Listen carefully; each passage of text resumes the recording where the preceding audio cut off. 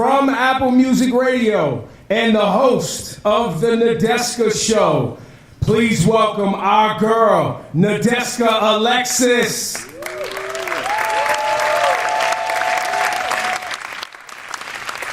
Good morning, and thank you all so much for joining us here today. For the past few years, I've watched this press conference from home on the couch in my pajamas, so it's really nice to be here with you all in person.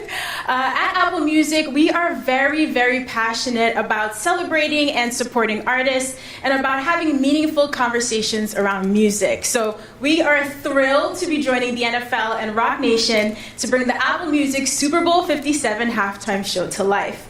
And of course, to see an icon make her long-awaited return to the stage.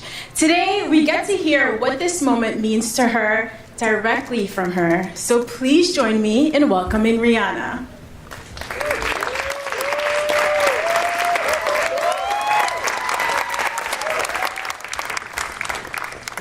Hello, hey everyone, how are you? Good morning. Hey. Okay. It's so nice to have you here. Thank you, it's my pleasure, it's my pleasure. Listen, I know you've been working really, really hard to get ready for this show and probably haven't gotten enough sleep, but you still look like you're glowing from within. Is that the Fenty highlighter, or you're just excited to hang out with us this morning? The Fenty highlighter is definitely helping today because I have yet to sleep. We were working at the venue all last night and I kind of just stayed there, ended up in a prep, and somehow I'm here at a press conference right now. Here and smiling at a press conference, and you still have a long day ahead. You have rehearsals later. So, going into a show like this, we all know you're going to put on an incredible show and we're so excited. But at the end of the day, you're still a human, right? And you still need to get yourself mentally ready for this. So how do you prepare for a date like today? I listened to Needed Me about 100 times this morning and I felt good to go, but you probably have a better strategy. A day like today? And a day like Sunday. Sunday. Now that's the one. I mean, I've been so focused on the Super Bowl, I totally forgot that my birthday is coming up. I totally forgot about Valentine's Day. I am just like Super Bowl, Super Bowl, Super Bowl. So it's a lot of preparation, a lot of moving parts. And this is the week that it really is being tested. Everyone, we're just tightening up everything. Everybody's dialing in, everybody's tuning up. And a lot of moving parts. I mean, it's literally like 300 to 400 people breaking the stage down and building it back up and getting it out in 8 minutes. It's incredible. It's almost impossible. But if it's impossible, that means you could do it. Because you've always been that person who could do it. I don't know that I could do that in 8 minutes, but we're excited to do the Super Bowl. We are. We've been working on it for a while, and every day it just gets closer and closer to the finished product. And today's a really big rehearsal, really important one, so that's going to be crucial for Sunday.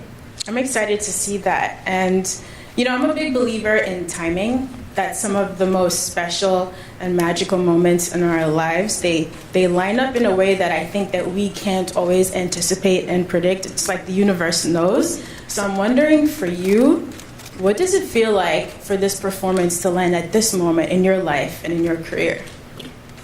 It feels like it could have only been now. Yeah.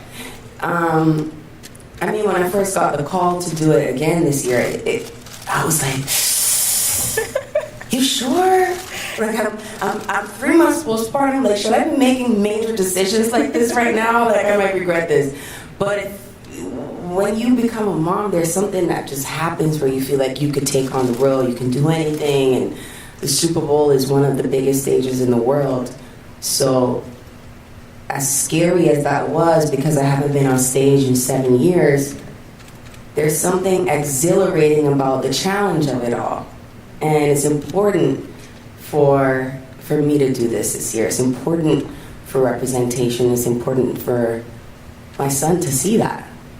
It is. You make taking on a new challenge look easy. And I know that it isn't, because again, you are a human being, but you've always seemed so brave and like one to take risks. And I actually want to share something with you because I think it's important for you to take a minute to reflect, which you probably haven't been able to do because you're so busy. So for anyone who doesn't know, a couple years ago, Rihanna released this beautiful coffee table book, and you got to take a journey through her life. And my favorite part was an excerpt. It was from, I think, her grade school report card. So here's what her teacher wrote about her.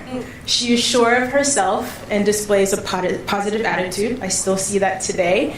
She's friendly. She takes a leading role in group activities. She expresses her ideas clearly and intelligently, and she's very relaxed in acting out ideas. We have seen you evolve over the years, from your first album to becoming a mom and a businesswoman and a music powerhouse, but you still very much seem like that little girl in that report card.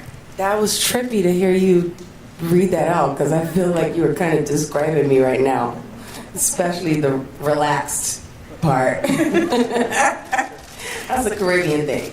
It really is. Yeah, it seems like your values haven't changed over time, although you've obviously grown in a lot of other ways. It's true. It's true. A lot of my core values have never left me.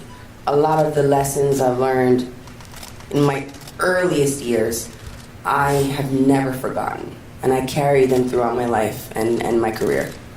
Your work ethic is definitely one of those things. Thank you. You are immensely talented, but it takes a special kind of person to put in the work that you've done over the years, and I think we're going to see that displayed, at the Apple Music halftime show on Sunday. So tell me what it was like actually putting this show together, starting with the set list. You went on this incredible run, I think, from your first album up until Unapologetics, where it seems like you never took a break. You never took some time off. So now that you're a few years removed from all of those songs, what was it like revisiting those to build a set list? The set list was the biggest challenge. That was the hardest part. Deciding how to maximize 13 minutes, but also celebrate. That's what the show's going to be. It's going to be a celebration of my catalog in the best way that we could have put it together. And you only have 13 minutes. That's the challenge. So you're trying to cram 17 years of work into 13 minutes. So it's difficult. But some songs we have to lose because of that, and that's going to be okay. But I think we did a pretty good job at narrowing it down. Was there trial and error? As you started rehearsals, were you running through set lists and tweaking, realizing this didn't work in this moment? Oh, yeah. Oh, my God. There are probably about 39 versions of the set list right now. Wow. Yeah. I think we're on to our 39. I mean, every little change counts. Mm-hmm. Whether I want like a guitar cut out, something muted, something added, or just put in a whole new song, or take out a whole song. Like, every time I make a change, something has to be updated. That's a new version. Well, like you mentioned earlier, there are a lot of moving parts to the show, a lot of people involved, but another thing I've always admired about you, it seems like you know the right moment to step in and take control. And I think that's challenging for women.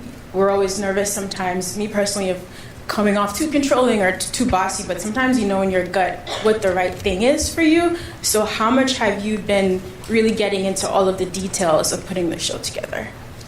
I'm definitely not one that's worried about coming off too bossy. I've been bossy all my life.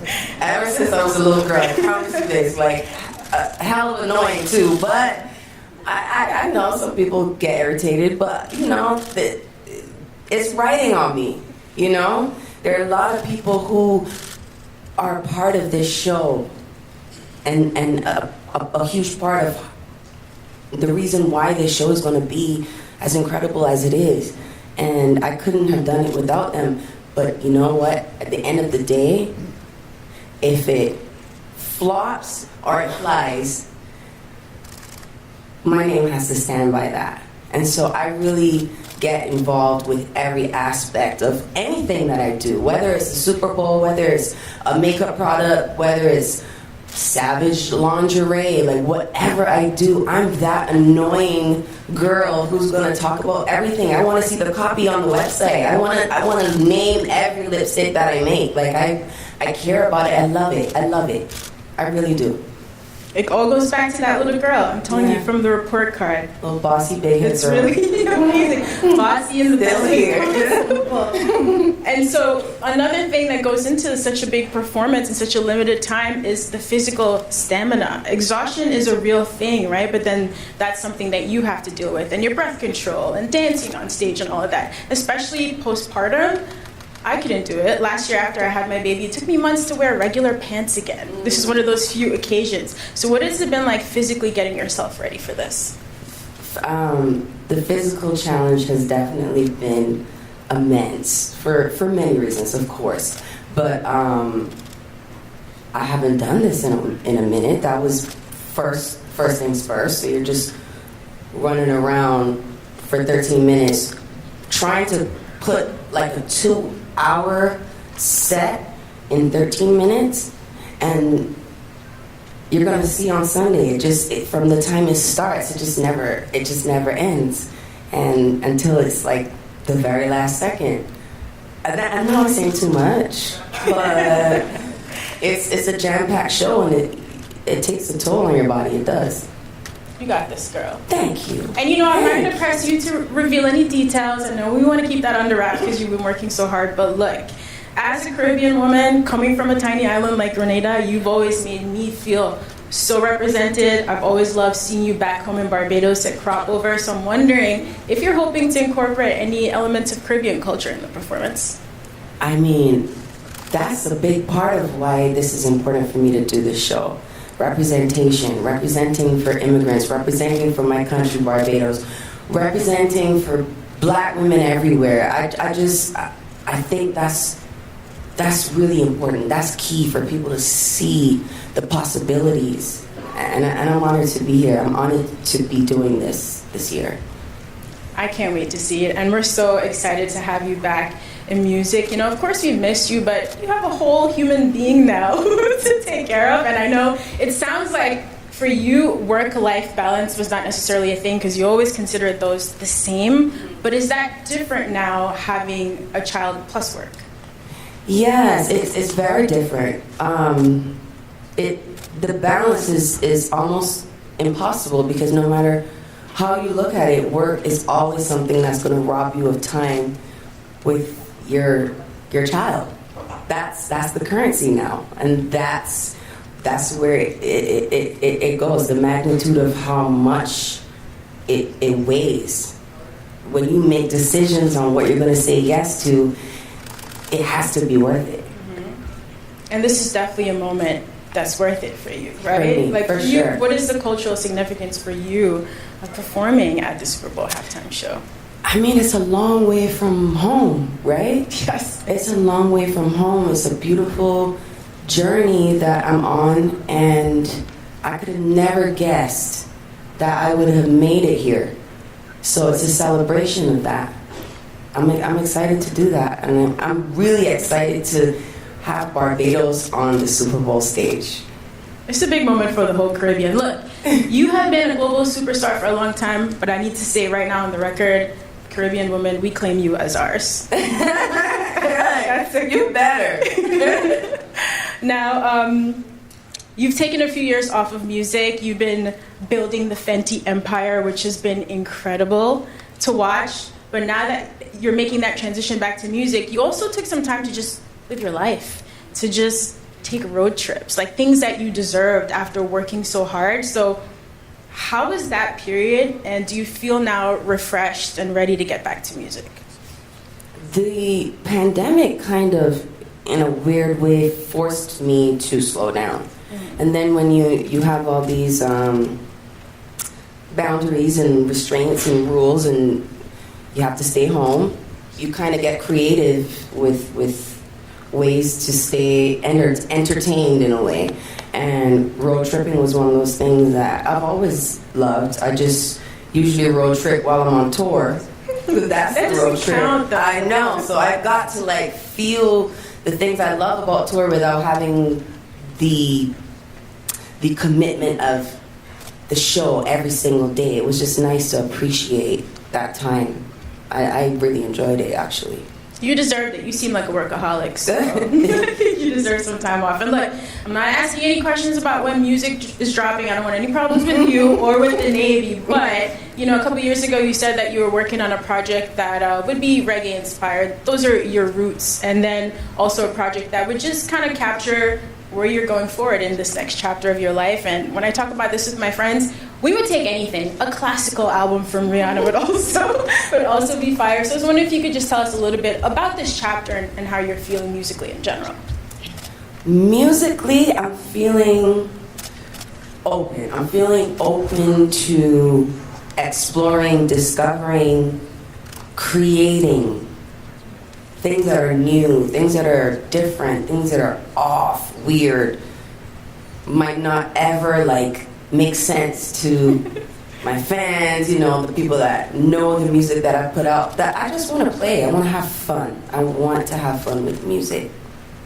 You should have fun with the music and have fun on that Super Bowl stage on Sunday. You put in all of the work. You're ready. This is in your bones. And now it's just important for you to go out and have a good time. So promise me that you'll have fun. I got you, girl. I promise. That's one of my main things. I promised myself that I would have fun.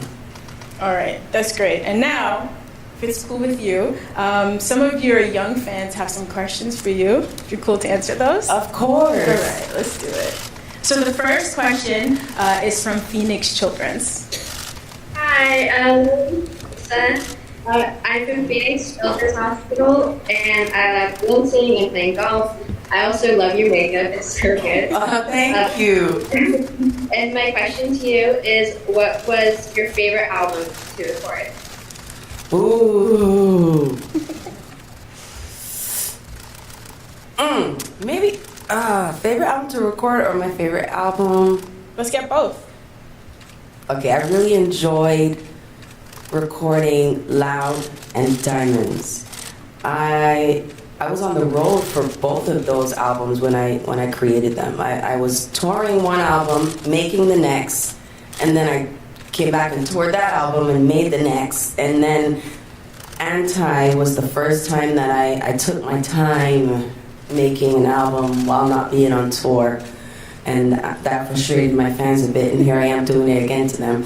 But Anti, for sure, top favorite album I've ever made. A great album. Thank you, Anissa. Thank you. And we have one more question from NFL Play 60 Super Kid. Hi, I'm Julia. Hello. And my question is, when you first started pursuing music, what was the most important thing you learned in order to succeed in the industry? To stay humble. Stay humble, because if not, this industry will humble you one way or the other. And, you know, my humility came from my childhood, growing up in the Caribbean, growing up in my household with my mom. She's a very humble woman. Her mom was a very humble woman. And I've never lost sight of that. That's very important to me. I often fear the pedestal that the world can put you on, and I always want to feel my feet on the ground. That makes me feel safe. Thank you. That was such a great question. That was a great question. Yeah, and a great answer, and that's why we appreciate you. You always seem so grounded, no matter what's going on around you. And thank you. You'll never lose that magic. So thank you so much again. Congratulations. Thank you, of course. Thank you all. Have an incredible time. Thank you.